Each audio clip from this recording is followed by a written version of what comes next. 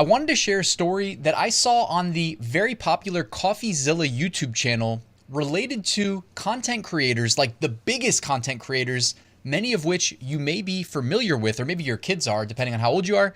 The biggest creators in the world are at the center of a scam, and I don't know if I should talk about it. A company essentially approached these creators and said, we will handle your merch drops and help you grow your merch business. Now, they were not a print-on-demand company as far as I can tell.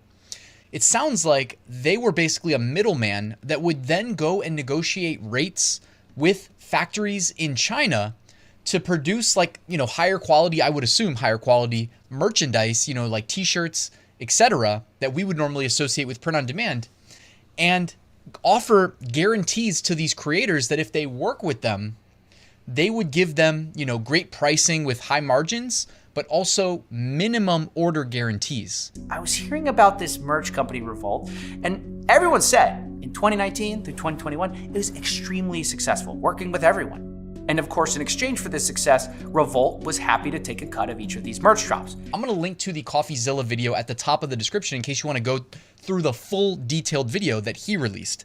His video or his content is great because it's essentially aimed at exposing scammers like this company, Revolt. So Revolt was essentially very successful with this. At one point in 2021, it looked like they had sold over $20 million or helped creators sell over $20 million in merchandise. I obtained some of Revolt's sales numbers from 2021, showing how much only 5 of their drops made, $20 million in revenue. And according to CoffeeZilla, they should have been able to keep at least 4 million of that. Here's the thing. They were a little bit reckless, specifically the guy in charge, and would spend somehow more than he took in. He took 6 private jet trips in a month, thousands of dollars every night on dinner. We have receipts for, by the way. They spent $25,000 a week to rent a mansion in LA. As a result, he resorted to the unfortunately common practice of Ponzi schemes, where he would pay the previous creator that he owed money to from signing a new creator and the money that they would bring in. We know that Ponzi schemes really do not last. So you can see that some creators were using social media to complain and then following up and saying, hey, it was resolved. But then another person would have to take that place and say, well, they still owe me money. Creator A does a drop. Ryan would then spend a large chunk of that on private jets, Nobu, Balenciaga, and then creator B does a drop, but creator A still owed money. And so Ryan pays creator A with creator B's money. It got to the point where Revolt was able to actually sign MrBeast, the MrBeast, who gained almost 100 million subscribers in 2023, which is insane. They were the fastest growing YouTube channel. And he got MrBeast to agree to let Revolt handle their 100 million subscriber merch drop. The only thing is, Revolt missed their guarantee, their minimum sale guarantee, which was a big part of why, presumably, MrBeast signed on with them to handle the merch drop. According to insiders at the company, they actually met Jimmy and started discussing minimum guarantees and how Revolt would 10x his merch business over the next 2 years. But check this out.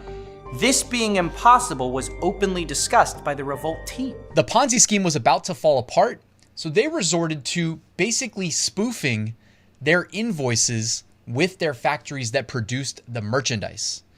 This means they paid the factory one number and they went in and essentially wrote higher numbers than what they actually paid to the factory and presented those numbers to the team at MrBeast that handles his merchandise. See, somebody wrote down next to the factory prices, new prices, higher prices. Essentially, it was all coming down. It was all crumbling. Before you knew it, their company had gone under, and they essentially resorted to donating a lot of the unsold merchandise to places like the Salvation Army so that they didn't have to pay for storage in their warehousing. They donated it? Basically, from what I heard, the storage fees weren't paid on time to the fulfillment center, so they donated people's clothing to get rid of it. So not only are people not getting their merch on time, some of it is literally randomly sitting on eBay because Revolt didn't pay their bills on time. This is one of these insanely ridiculous stories. If you ask me, if you ask us, like, There's companies like Printful that exist that own all of their infrastructure around the world that have the capacity to create and ship tens of thousands of, shirts or whatever print on demand product a day. So the real takeaway of this fraudulent company and story is that, consider print on demand and using established companies like a Printful to handle your merch drops. I'm sure, I can't speak on their behalf, but if you're like MrBeast, they'll probably cut you a nicer rate that, is closed off to the rest of the world. And if you're the #1 content creator in the world, like I think MrBeast is safe to say is at least supported by his subscriber growth in 2023. But guys, I just wanted to share that story with you. The full video will be linked at the top of the description. So that's it, guys. Thank you for watching this video. Let me know your thoughts in the comment section below. And if you enjoyed it, please hit that like button and subscribe on your way out. And I'll see you guys with a new video.